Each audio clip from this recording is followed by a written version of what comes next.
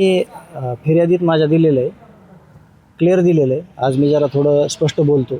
मागच्या 1.5 वर्षापासून देशमुख कुटुंबियाचा एक माणूस त्यांनी घालवलेला आहे. परंतु देशमुख कुटुंबियातले राहिलेले जे माणसं आहेत बाकीचे, मी स्वतः साक्षीदार आहे, माझे बाकी साक्षीदार आहेत, फिर्यादी आहेत, यांना संपवण्याचा डाव हा पूर्णपणे चालू आहे. त्यातलाच एक भाग रात्री रविराज साबळे हे सर्वांना परिचित आहेत. यांचे मित्र सतीश गलधर यांच्या हॉटेलवर फॅमिली सेक्शनला आम्ही जेवायला बसलो. आम्ही आंतरवली सराटीला मनोजदादा यांच्याकडं भेटीसाठी गेलो होतो. आम्ही दुपारपासून रात्रीपर्यंत तिथंच होतो. आम्ही 10-10:15च्या सुमारास इथं आलतो रात्री.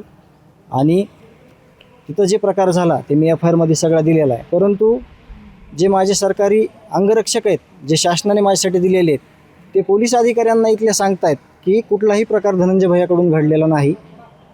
त्याच्यावर न विश्वास ठेवता पोलीस प्रशासनाने इथल्या बीड ग्रामीणच्या ज्याच्यावर 48 गुन्हे आहेत, त्या व्यक्तीच्या म्हणण्यावर माझ्यावर 307चा गुन्हा नोंद केलेला आहे. याचा मी सुरुवातीला जाहीर निषेध करतो. कारण का माझं कॅरेक्टर बघितलं तर मला माझ्यावर कुठलाही आत्तापर्यंत एक सिंगल NC सुद्धा नाही आहे. किंवा माझं सगळं कॅरेक्टर अगोदर पाहावं. आणि याच्यानंतरचा जो मी निर्णय घेणार आहे, मलासुद्धा आत्ता एक खूप मोठा इन्सिडेंट घडलेला आहे. मी आता त्याची फिर्याद देखील देत आहे. काय झालं पण नेमकं? मला रस्त्यात गाडी आडवी लावून मला धनंजय मुंडे यांनी 2 हवेत फायर केलेले आहेत आणि मी त्याची फिर्याद आत्ता देतो आहे.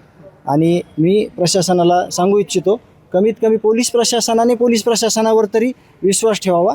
कारण माझे अंगरक्षक पोटतिडकीनं सांगत होते, माझंच मेडिकल केलं रात्री, मलाच बाहेर नेलं आणि मला बाहेर फिरवत असताना इथं माझ्या विरुद्ध जी चुकीची FIR केली ती एकदम चुकीच्या पद्धतीनं केलेली आहे.